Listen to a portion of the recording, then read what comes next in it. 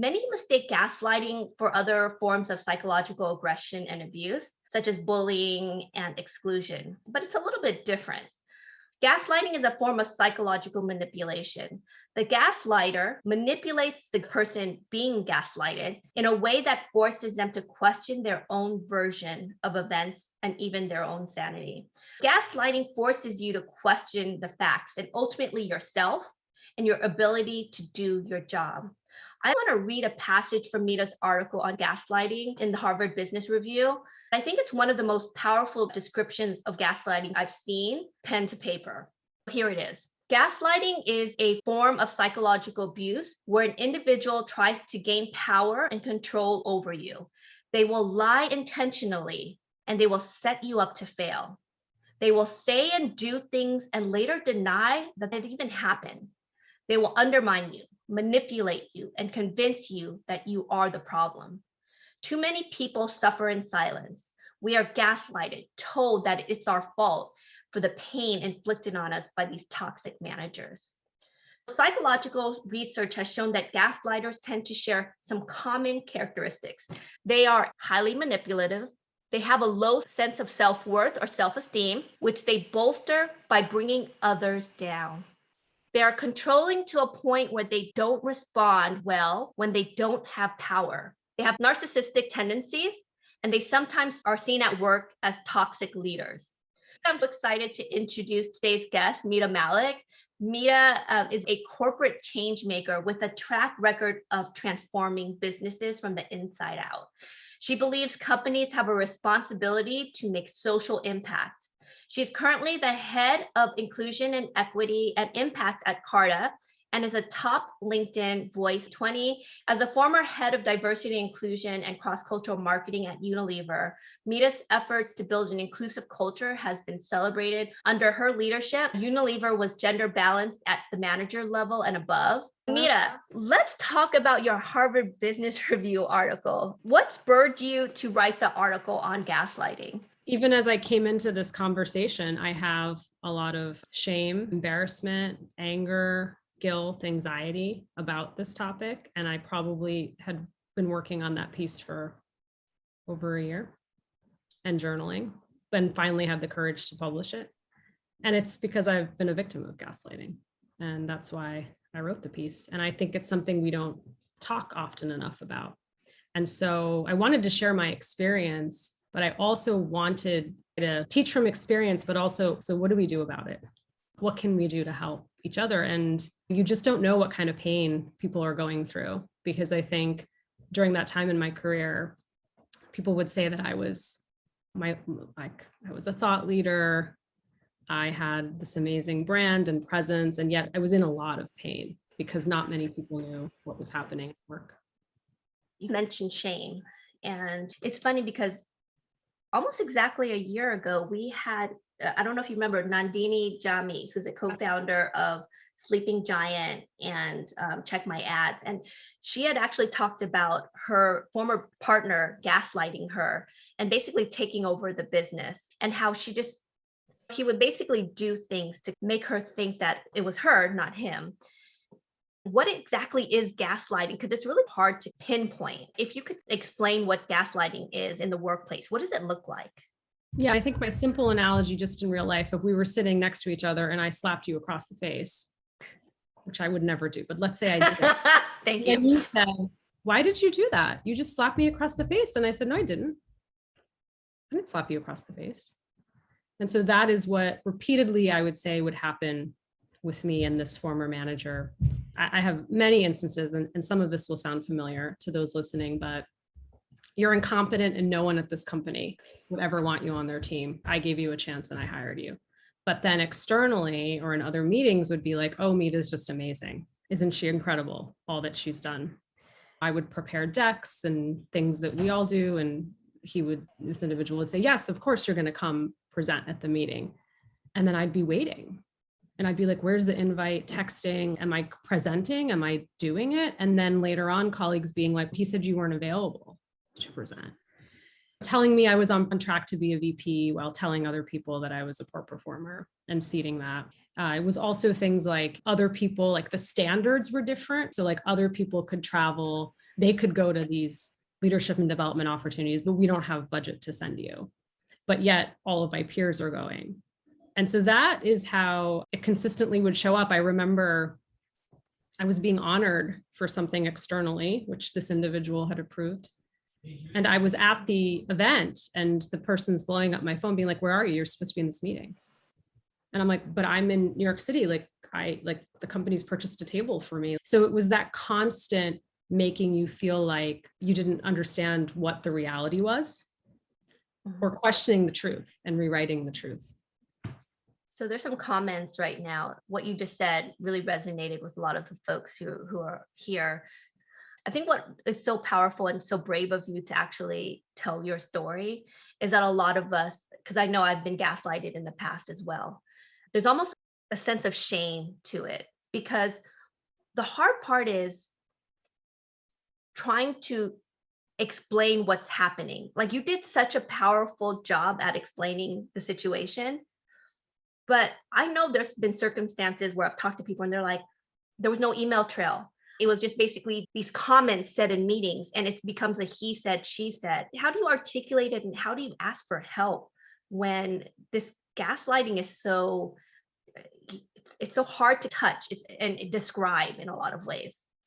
I think it becomes really difficult. I will be honest and tell you, my circle of people who I trusted became smaller and smaller. I want to give a shout out to Monica, who's here, who was with me through that journey.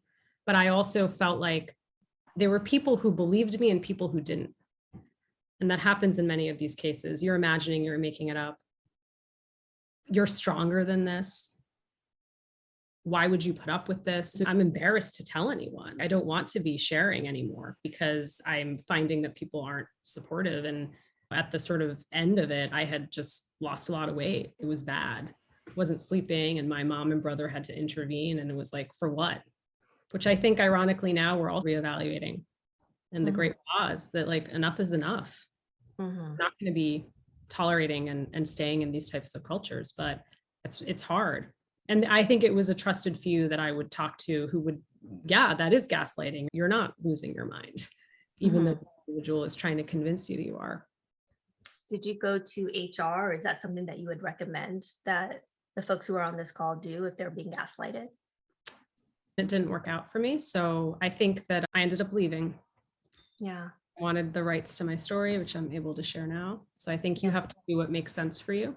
Mita Healed has a book called Believing that's out right now. And I don't have a very strong memory of her as a child, except I just remember this woman of color who's sitting with all these white men. Like, that's all I remember seeing on screen. And so now I'm like learning her story, but she actually says one of the pieces of advice she gives people is that you need to know what process you're entering into. So, like, you have to understand what the process will look like and how it will unfold and the consequences and how you would manage and mitigate that. And I thought that was really powerful advice. Yeah. It's interesting because I think we spoke about this before. Like, it's very difficult to change a culture, and especially if this person is very senior to you, because if you go to HR, they're going to listen to you or the person who's more senior. And after you wrote the article, I had a lot of people reaching out in it because you had included a quote of mine. And one person mentioned that they were in a very similar toxic situation where their manager was gaslighting them and they were about to leave, and toxic manager ended up being transferred to another part of the company. And now she loves her job.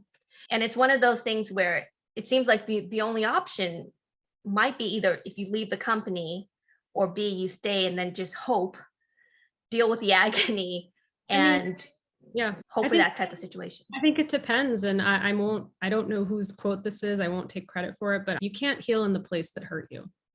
Yeah. And so for me, I wasn't going to heal there. And honestly, as I was leaving, I had a senior leader who knew what was going on, and she offered me a pretty great job.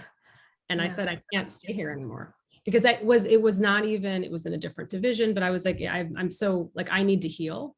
And so I think that's something individuals have to assess for themselves, whether you can heal in that place or that you need to move on. Yeah. So Jeff asked, so you're saying that if you've been gaslighted, move on? And I don't think that is the answer, Jeff. I think it's basically your circumstance, right? I think it depends on your journey. It sounds like there's many different examples, right? I think for me, it had been going on long enough that I needed, for a lot of different reasons, to move on.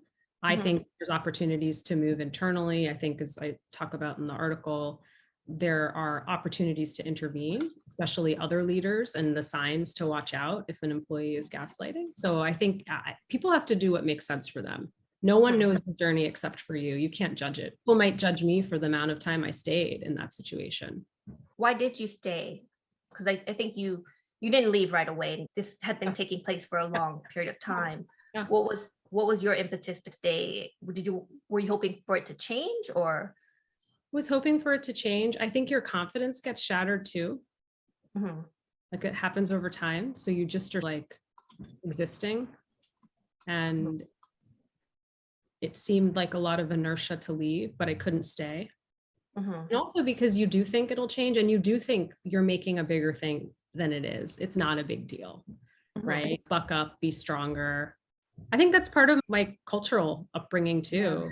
Being the proud daughter of Indian immigrant parents, it's just work hard, you work hard, and everything will sort itself out. So just work harder and just stop complaining. And who cares? You have this great job and you're doing well. So who cares? And so that was part of you can overcome it. And I also feel like with these manipulators, right? They're very good at knowing to not give a constant barrage of gaslighting or toxic behavior. They will give it in waves, right? So that they can be really kind to you and then really toxic, really kind, really toxic, because they know that if you keep on becoming toxic or gaslighting, you're going to leave. So they don't want you to leave. They just want you to endure the pain. Right? I would agree with that. Yeah. I feel like there's you mentioned the cultural element too of putting up things. Do you think there's a generational thing too? Because I think we're in the Gen X, right? I talk to a lot of folks who are more millennials that are, they would just leave in a heartbeat.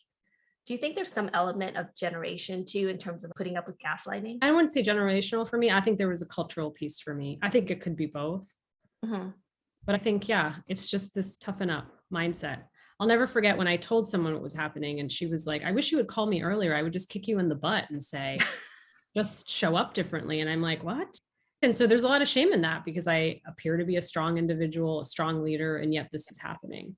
And someone asked, how long did I stay? And I stayed, it was a while. And I think to your point, it got worse in the last 18 months of that time. You know what I mean? Like it was ups and downs. And I also, in the context of being a woman of color in this relationship, where I felt like I was just doing the work and trying to be good by the company, I would be punished for things that I thought this is great for the company, but yet the insecurity and the backlash that I would experience from the individual. And so when you ended up leaving, how did you heal from that experience? Because I'm sure it was very traumatic, right? It's probably hard to get to trust someone again or another company or whatnot. How did you heal during that process? I think my writing heals me. Community heals me. Talking about this heals me. I was surprised by writing it, like how many people reached out to both Lan and I. And Dee, who was also in the piece. And I thought, wow, this is like a shared experience. Unfortunately, a lot of people go through it. I'm still healing. I think that these things take time, but I think the more you talk about them and you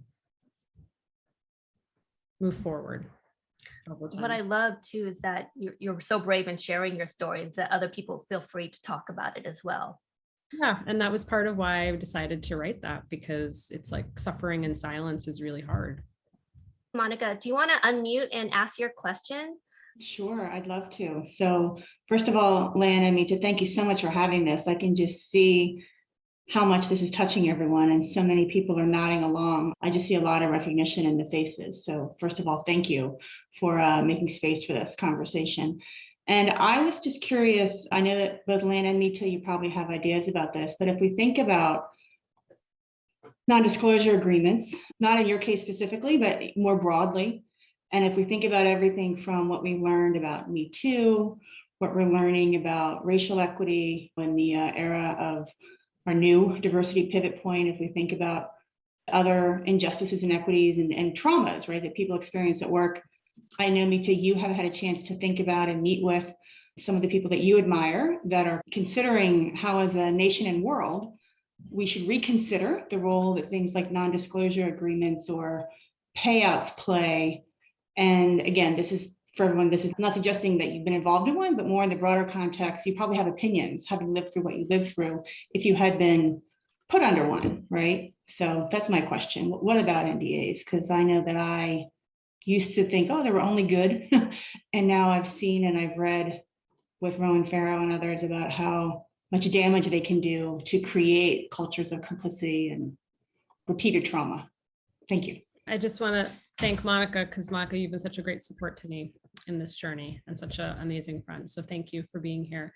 I had the opportunity to interview one of my heroes, Gretchen Carlson, as a part of the Troop HR community, and she's working on legislation to pass to get rid of NDAs. And NDAs, in my view, are a silencing mechanism, because in many ways, as many people are asking, what's the route if you are being gaslighted?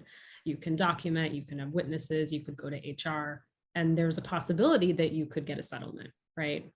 And if there's that possibility, you likely have to sign an NDA, and you can't then share your story. Gretchen Carlson's story is really interesting because there's been many movies made about her, and I've watched them all multiple times. She was never consulted on any of the movies. She's not allowed to be because of what she signed. And that to me was like, wow, other people are telling your story, but you're not allowed to. And she can't profit from it either. And so that to me is, wow. And what's hard is that it becomes a vicious cycle, because if you look at her career now, she's basically blacklisted from any other type of media kind of newscasting. She hasn't had a typical broadcast career since she left Fox. And I feel like there seems to be that once you become a whistleblower or whatnot, that you get that same fate. It's a tough decision to make because you want change, but then you're punished when you make those tough decisions. One of the things you mentioned in the article is that the training development in the corporate world is about $370 billion a year. Yet research shows that 30% of bosses are toxic. I would think that's probably even higher. What can we as people leaders do to hold these toxic managers accountable? I think part of it starts with, I was just talking to a colleague about this. So many people are getting promoted. We're promoting a lot of people. And I think it's really important to set those behaviors and norms when you're a new manager. If I'm a new manager working for somebody who is a toxic boss, I'm learning those behaviors, and I think it's okay. And 10 years later, if I am the gaslighter, it's wow, if someone had just intervened and helped me 10 years ago, she wouldn't end up being the leader that she is today. I think there's a lot around how you help new managers and new leaders, and also to acknowledge some people maybe aren't meant to lead a team. Maybe I'm meant to be an individual contributor because I'm really good at that and I have some really great expertise and that's my path. Like maybe I'm not somebody who actually enjoys managing people, yet I'm being forced on a company track to do that.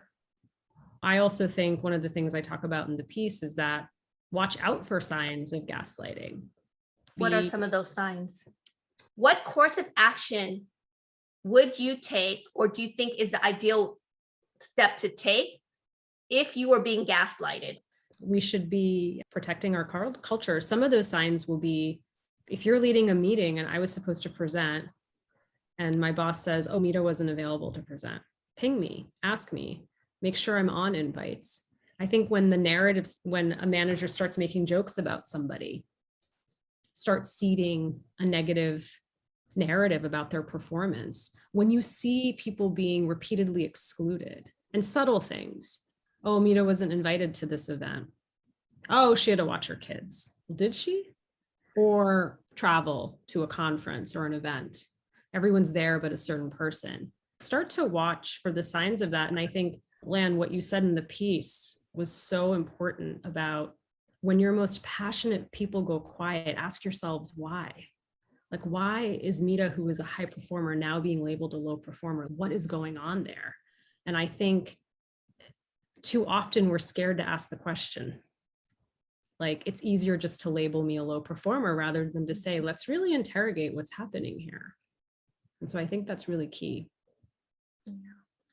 A I'm going to highlight some of the comments that are on LinkedIn, but also in the Zoom room. Bad bosses teach us that we will never do what we should never do.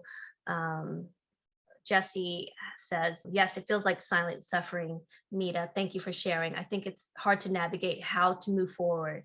I found it challenging during my path to move on because a part of me feels like I am withholding the truth when asked why I'm looking for new opportunities with prospective leads. I feel proud for using my voice in my current situation. I am looking to move into consulting and culture change because of the experience I had. I want to help. Thank you for sharing that, Jesse. Jesse makes a great point, which is if you quit a job because you've had a toxic manager or someone who's gaslighting, do you bring it up in interviews in terms of the reason why you left? I think for me, it's like I have a pretty clear filter now and I really interrogate. I think when I'm looking for opportunities, I think too often I've been trained, like many of us have been trained, I really want this job. I'm going to do my best to impress them. And it's no, you're actually interviewing them as well. Mm-hmm. And so looking for those signs, trusting your instincts if you're talking to someone and you're like, maybe I need to have another conversation with this person. And I think if you're healing from the gaslighting experience, it's hard to talk about it. I'm still having trouble talking about it now, and it's been a while. So I think that for you to just in a more positive place, just say, here are the things I'm looking for. Yeah. And to very clearly outline that for yourself, also to verbalize it when you're in the interview process, and also to ask meetings and take meetings. Like I've been in situations where I've gotten an offer and I've asked to meet with more people just because I want to get more of a sense of the culture and the company and the individuals. What are some of the questions that you think we should be asking to weed out to see if a potential employer might have a toxic culture? You could ask so many questions. If you're meeting with your future boss, like how would your team describe you? Mm-hmm. What do you think your strengths and areas of opportunity are? What did your boss say in your last performance review? I think there's so many different ways. And I think I've been in situations where I've asked to meet with the boss's boss and ask that person, tell me more about Lan. She's amazing. Yes, it's interesting. And also the peers. And it's interesting when you ask a lot of questions, the things that people don't say are the things that you should watch for. That's really interesting. I'll give you an example, very different example, but let's say you're looking for a nanny and you call and you ask about Mita, and Lan says, Mita was so engaged with my children, always kept them safe, loved them to pieces, and was a great cook. Okay. The things that I miss out of that reference is reliability and flexibility, and if she showed up on time and did the job. So it's really interesting, some of the key things that you might have left out in that reference. Like one of the first things you might say is we're absolutely reliable, dependable, and flexible. And you said everything else but that. Yeah, that's brilliant. It's funny because once I became a hiring manager, because I've encountered many assholes in my corporate days, I would start every interview with this: I don't hire assholes. And I would literally every interview, and anyone who's interviewed with me will will contest to this. I would just literally say, I don't hire assholes. I don't care, what school you graduate. That's Claudine, right? That's the first thing I ask or I state. I don't hire assholes. I don't care how accomplished you are. And this is the culture I'm trying to create.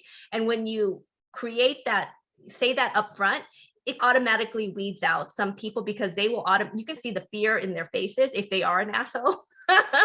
Like the other thing you just reminded me of is do the reverse reference check.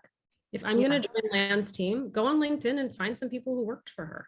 It's a small world. It's not that hard. We're connected. And I'm not everyone's cup of tea, but my brand is out there. And I've had a lot of people that have worked on my team over the years, and they'll tell you the truth of what it's been like to work for me.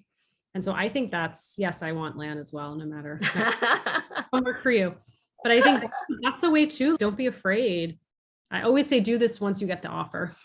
Get the offer, and then you can do all of that. But you can certainly do your own investigation and research to make sure if it's going to be the place that you're going to thrive. So we have another powerful question for Monica. So Monica, what's your question for Mita?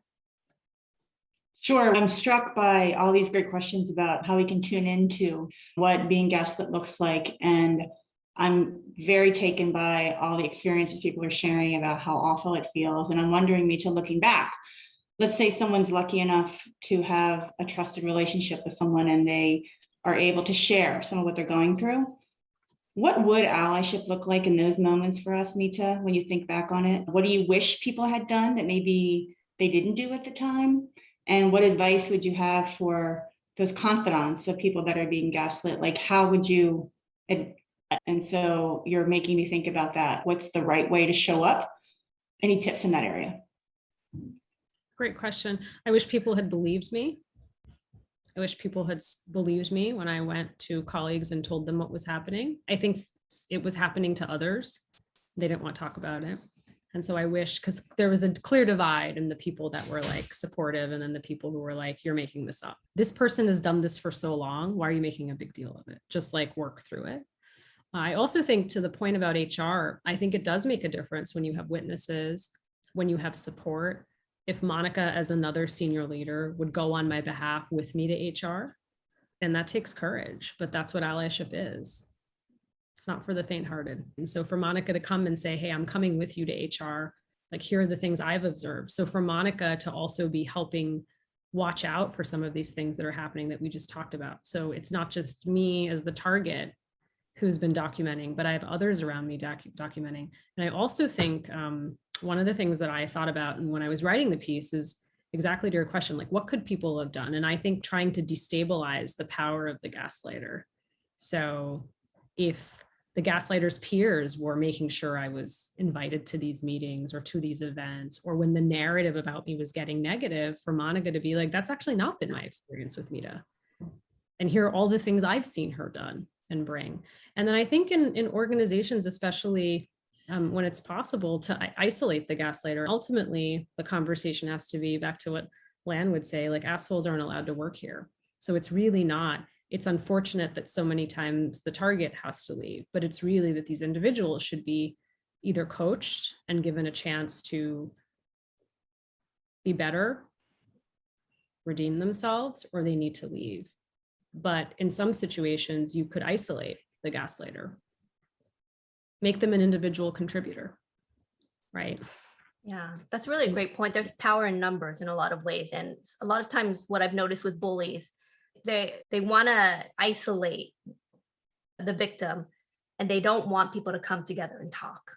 And so the more you talk, the less power they have. And it was funny because last night I was telling these two young girls who were like on the agency side about this event. I was like, please come. And I was just telling how great you were in the article. And they were like, this recently happened to them. And they actually ended up leaving the company. But what they did was both of them came together and they realized that that culture, like, they were being gaslighted. And they both didn't realize that the other had experienced the same thing. So when they came together, it was almost like, it's not just me. So there's a question by Holly Brown. Hey, it's Holly. I was just curious. We talked a little bit about performance reviews. What if a company doesn't have a performance review or conversations that sort of talk through that performance? I would ask you to work with others to advocate to make that happen. Performance reviews or coaching conversations, I think if you don't have those, that's where the behavior goes unchecked. And so having a touch point once a year, it should be at minimum twice a year, where Lan, as my boss, could sit down with me with, if there's 360 feedback, here's what I'm hearing and seeing, here's what's concerning to me, here's how you're not living up to our values. There has to be that conversation. So I think more and more, like, not having performance reviews are really difficult, because then how do you, where are those natural checkpoints to have those conversations? And not that people shouldn't be doing that anyways, but I think sometimes you need that structure in a company to allow for that conversation. And you've mentioned that before, Mita, about the power of 360 reviews. And a lot of organizations don't do that, specifically because upper management don't want to be reviewed. How do you advocate for it? Because I think it is really important that you get both feedback, because how do you uncover how direct reports are feeling? I think we're just in a different time right now. I feel like with the Great Resignation, or as I say, the Great Awakening, as we were talking about, Lan, is that people are like, I'm not going to take this anymore. I'm not going to work in places where I'm not celebrated, and I'm not going to tolerate any of this behavior anymore. And so I think you're seeing as people are leaving, there's more of an interest in exit interview data. Why is it you're leaving? Why aren't you staying? And I think people being more and more honest about that. And I'm hoping that people, and it does seem like more companies I'm talking to are looking at 360. They have no choice. The marketplace is shifting. There's so many people looking and leaving right now that I think the pressure is on in a different way. Thanks everyone for sharing. I think it's comforting to know that a lot of us have had so much common elements that we've experienced and even tried as well. But has anyone actually been successful in stopping a gaslighter in their works before it gets worse? And because what I've found myself and also hearing or listening to some of the others is it's resulted in us leaving, and in some cases jobs that we absolutely loved as well. Has anyone actually stopped a gaslighter in their tracks? So I'll give you my example. I had someone that was actually on my same level, but they were basically saying to gossiping to different people that I was not to be trusted, not this. And if any of you work with me, you'll know that I record everything. And so what I did was I requested a call with our COO and the person, and then he had a meeting with 2 of his direct reports, and I also it was just me. And I literally had a paper trail of everything. And basically when we had this call, he was like basically throwing all of these threats at me. And I basically line item dates. On October 1st, you did this. On this date, you did this. Your direct report said this. And I literally outlined everything. So if you document everything and you have backups, when you're in these meetings, a lot of times they're not prepared. The hard part is a lot of folks who gaslight won't necessarily leave a paper trail, and that becomes a little bit more difficult. Anyone else have something they want to share in terms of where they've dealt with a gaslighter? I would just add, I have seen gaslighters be dealt with and exit the company, like to your point, when there's enough evidence and enough people are coming forward saying the same thing. I think that's when you'll see a shift. I think unfortunately, what's really exhausting is that you're going through this and it's like, you don't want to have to document everything because it's exhausting. So that's the push pull. But to Lan's point, the more data points you have and you come and you're like, I have 25 examples, date, time, meeting, then it's like the evidence is there. And if multiple people are coming with similar examples, then I think you'll see more movement. But I think what's so painful is you're going through this and the last thing you're thinking about is now I have to write the date he told me I was incompetent. And that's the real struggle, I think. Yeah. Amar messaged me and he gave some really good tips. There are 2 ways to appease a gaslighter. 1, enable them, or I guess play into their ego. 2, stay silent. Since they are insecure, appeasing to their ego by flattering them. As icky as it was, it's the only way to deal with them. Which seems like such a painful way to live your life. But I totally agree, Amar. So let me see. And I wanted to add, Lan, I think that's I think those tips are really valid, especially when you know this goes up and up and down, situation, relationship, and you might be in a moment of survival mode. And so I think you can't judge anyone's journey.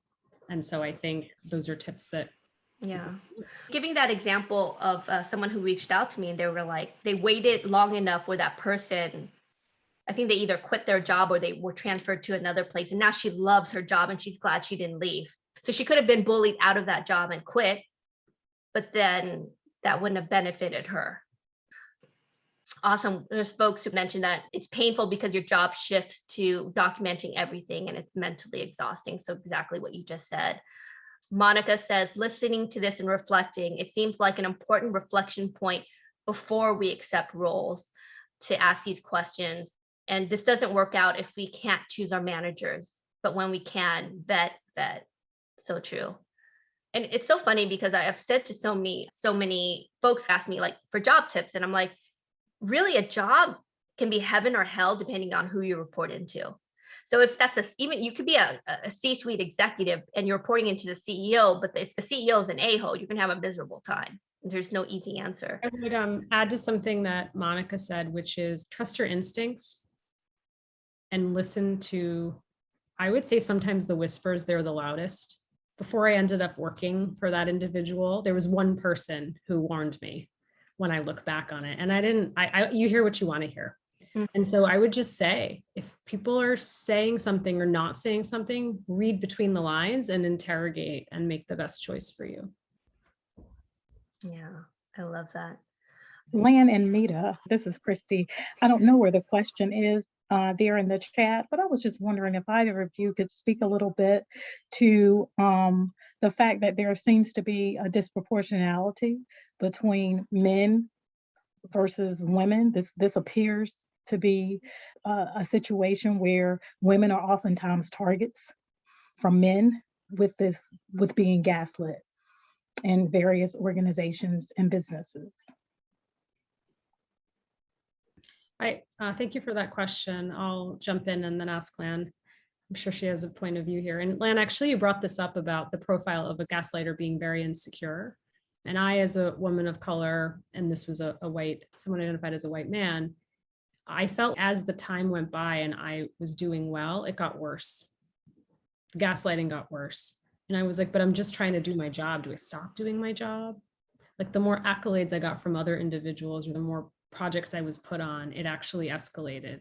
So it is interesting, the notion and the phrase that I did not coin, called going from the office pet to the office threat, which really talks about the experience typically of Black women. I will find the article and put it in the chat, but I think it broadly applies to also women of color. And so I noticed that in my journey. Personally, for me, I don't feel like it was a gender issue because I've had women that were gaslighting me left and right. And I think it had more to do with people's tendencies to be insecure, because usually the more insecure a person is, the more they try to act a certain way or make other people feel less than, right? And for folks who have followed my post, you all know I hate bullies. I literally hate bullies since I was a young kid, and I used to get into a lot of fights in grade school because I hated bullies. And there's a bully tendency to feed off people who you feel aren't as strong, and that could be male or female. I mean, I haven't really seen a gender difference where most men. I've had great bosses that are men, not great bosses that are women. I think it depends. And I've talked to other folks too who've said some of my main tormentors are women. Let me see. Anyone else have a comment to ask? Hey, Lan and Mita, I guess my question really is, or I'd love to know your thoughts on, traditionally, we were trained. You go to HR because they're looking out for you, right? And looking through the chat, you're just seeing that so many people just have tried that and it's failed. Curious, what do you think the future of reporting these things and holding people accountable for them looks like? Because the old HR model, I just don't think works. Curious what your thoughts are. I would say that in my career, I've met a lot of not so great HR career professionals and a lot of great HR professionals. And I think the function does get a bad rap for a lot of reasons, but I think there's also some really great HR people doing really good work. I think we relegate this to the HR function, the people function. It's not their job to protect the company. It's all of our jobs, and the company is the people. And so particularly what I'm talking about in this case is like, where were all the leaders who saw what was happening to me? Where was the boss's boss, right? And so I think often too, it's a cop-out if we think we're going to go to HR and HR is going to fix it. Yes, they have a role in it, but I would say leaders have a role in, like, you know, who you decide to put on your team and lead. And it's a responsibility and an honor to lead teams. And we all have to step up. And I think also stop saying it's like HR's responsibility. I think there's equal blame, but I think that's where I'd like to reframe it. Love that. Great, thank you. Thank you so much. Hey, how are you going? Hello. Do you want to ask your question? Here from Melbourne, being vulnerable. Australia, hello. Yeah, right. Mita, how did vulnerability play while you were gaslighted, so to speak? Does that really come into play? And what's your advice to people for being themselves and being vulnerable?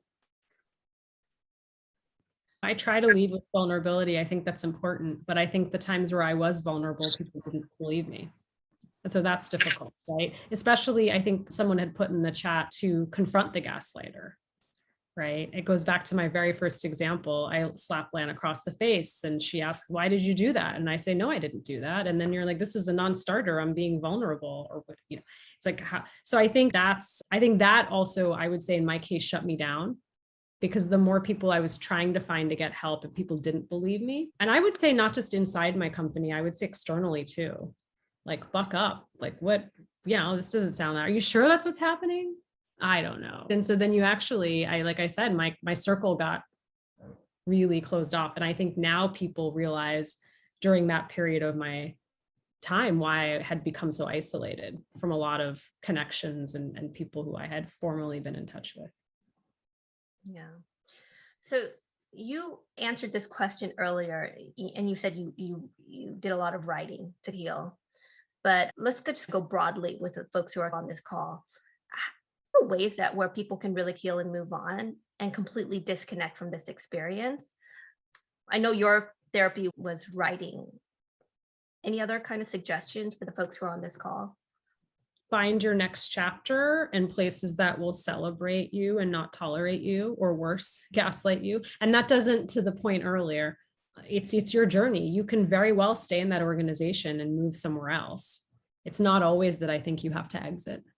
And I think finding community and conversation, I've met so many people from around the world that I normally wouldn't have, whether it's through Community of Seven or other organizations. And so find your community and remind yourself like of all the things you're great at. I think that sometimes we are so mean to ourselves, like the things that we would never say to someone else, like runs through our heads about ourselves, right? Like you would never say that out loud to a friend, through the inner voice, right? And so the kindness and the grace that you should show yourself, I think, is super important. Love that. Thank you. Mita deserves a big round of applause. Yes, Standing. thank you. Thank you. But guys, this has literally been the world's biggest therapy session for gaslighting ever. So the one key takeaway, you are not alone. And it's not you, it's them, it's the assholes.